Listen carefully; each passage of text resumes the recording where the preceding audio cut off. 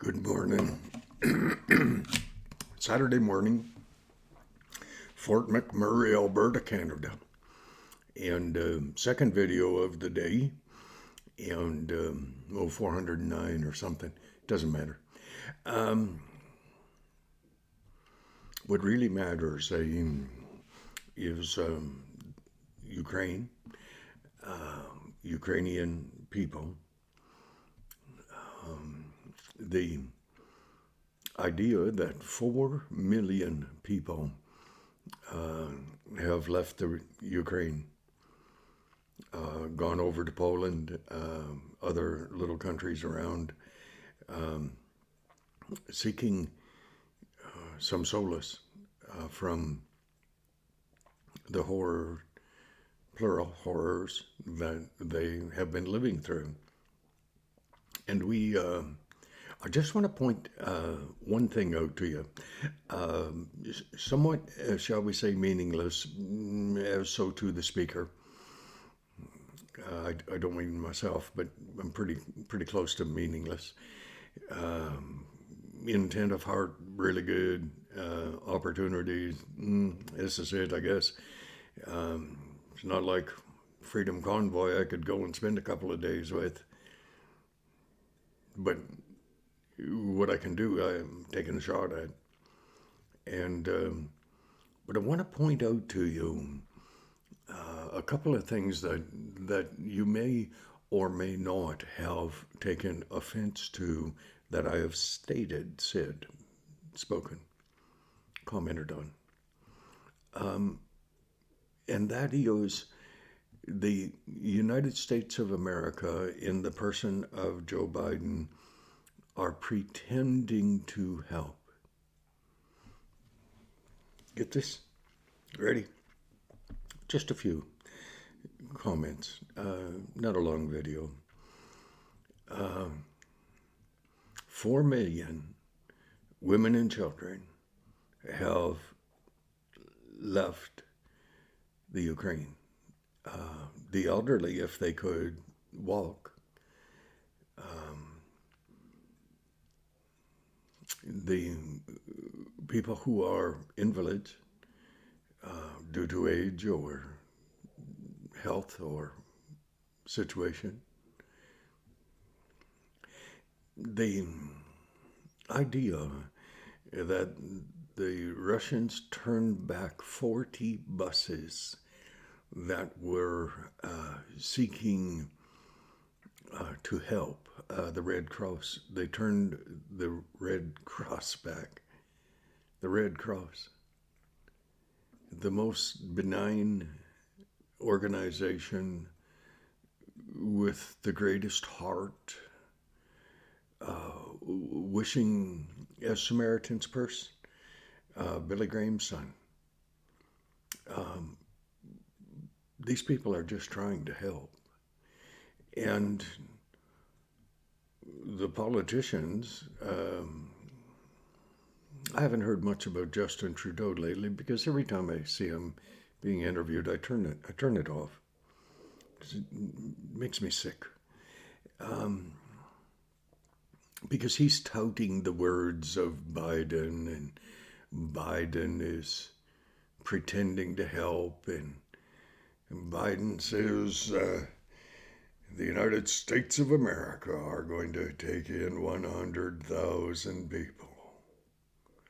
Well, isn't that bloody gracious? They say the southern border in the U.S.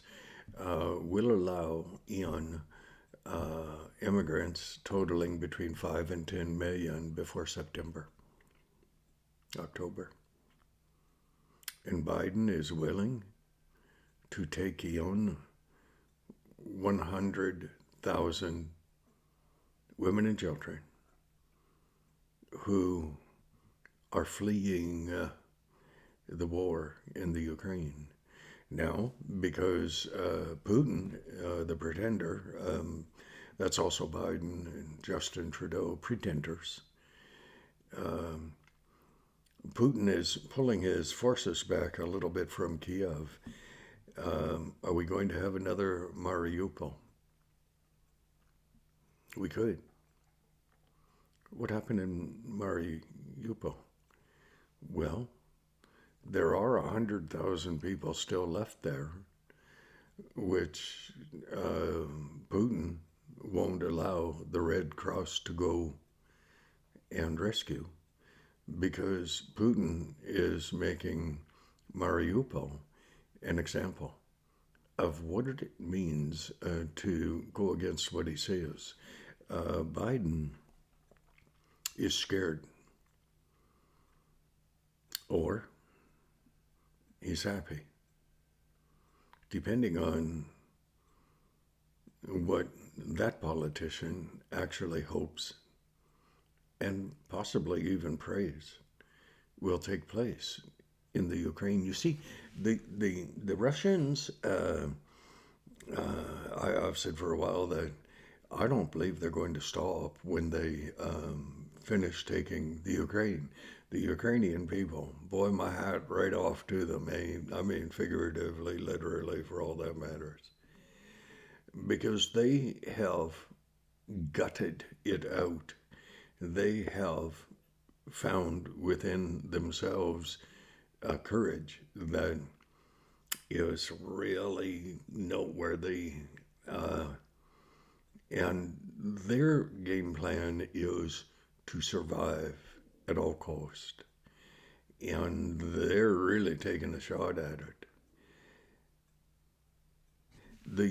The problem, as I see it in great part, is well, we have spoken of the New World Order and so on. And as soon as I say that, it's caught by YouTube, and the next thing, it gives an explanation before you even start to watch my video that the New World Order is a conspiracy theory and so on and so on and so on. Well, I'm not commenting on COVID. Okay, well, I guess that was a conspiracy theory too. But anyways, it doesn't matter because I can't talk about it. I wonder how long it'll be until we as Canadians will not be allowed to talk about the Ukraine, about the women and children who are being killed, raped, plundered, or the Red Cross not being able to access because it is an inconvenient truth to those who are politically cheering, not jeering, cheering should be cheering what Vladimir Putin is doing, almost in the hope that the Ukraine will lose. That's Biden. It's Justin Trudeau. Almost to the point of openly hoping that the Ukrainian people acquiesce, give in, lose their country where they've grown up.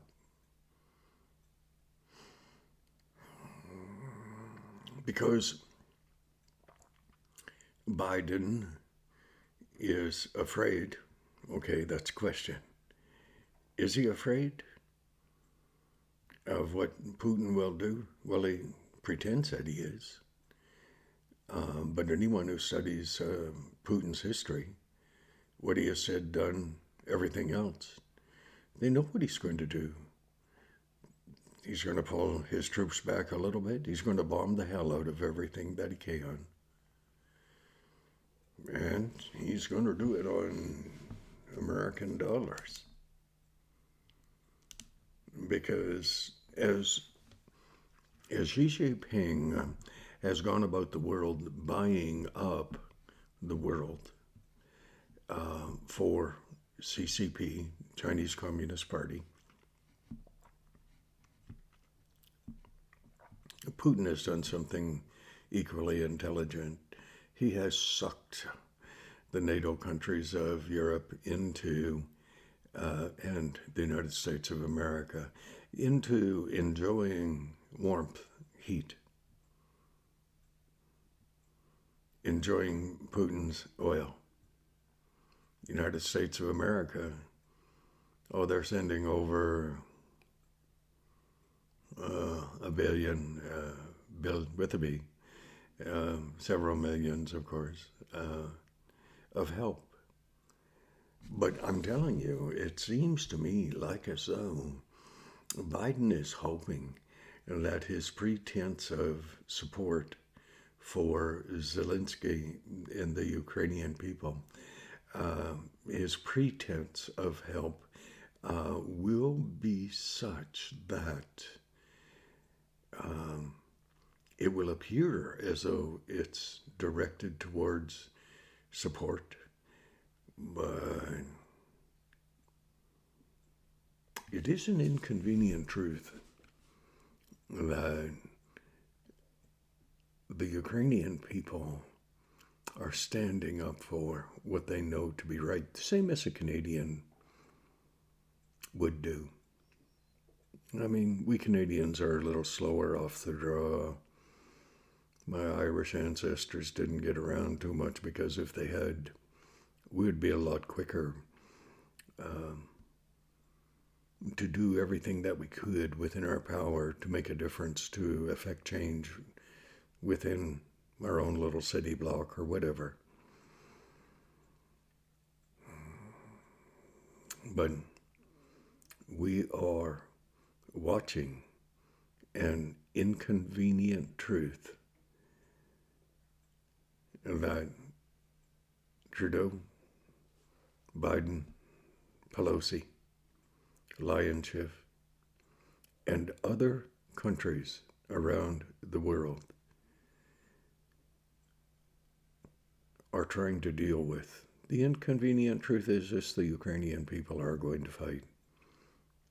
And in history, they will, I'd like to say they'll dissect, they'll disseminate, they'll make available, they'll put it in the open, they'll put it in black and white. But so much crap has been done by Biden, his family, corrupt politicians, and they get away with it because what has been done by the Democratic Party over the last 10, 15, 20 years, it's disgusting. But they wait long enough that the attention is no longer focused on the trauma they just created, but rather it's on the optimism that the trauma that they are busy creating for the next year or two draws all the attention away, so no one has to bear the responsibility of the failures of the United States of America's government. Democratic Party, Liberal Party up here. So, an inconvenient truth. That's what you and I are dealing with. You may well not understand. You may not even give a rat's ass. And I understand that. Children, I'm Irish. I understand that. In Ireland in the 1850s, Irish people were dying of starvation. They were indentured. They were sold. They escaped.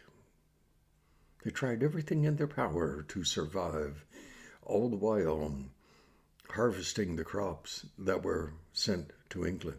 England didn't care. Not about the Irish. Not a lick. Biden doesn't care about the Ukrainian people. Lying piece of perverted sickness. Biden's son's laptop, when it had been discovered prior to the last election,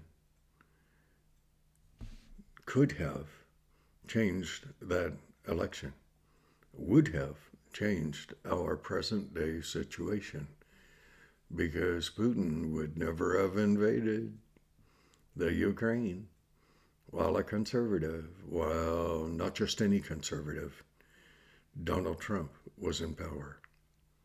Never happened. Biden's inconvenient truth over the Ukrainian people is that they are not going to go down easy. They're going to fight to the death. The women and children, raped, plundered, killed indiscriminately. All the while, Biden pretends to accept, imagine, world leader. 4 million so far have left the Ukraine, women and children. And Biden offers to take in 100,000, all the while letting in 5 to 10 million before the fall to cross his border, in the hope that most of them, all of them actually is their hope, will vote Democrat so that the Democrats can steal another election. Meanwhile, Hunter Biden's laptops are starting to be bandied about. It's no longer, as a Democrat said, Russia, a hoax.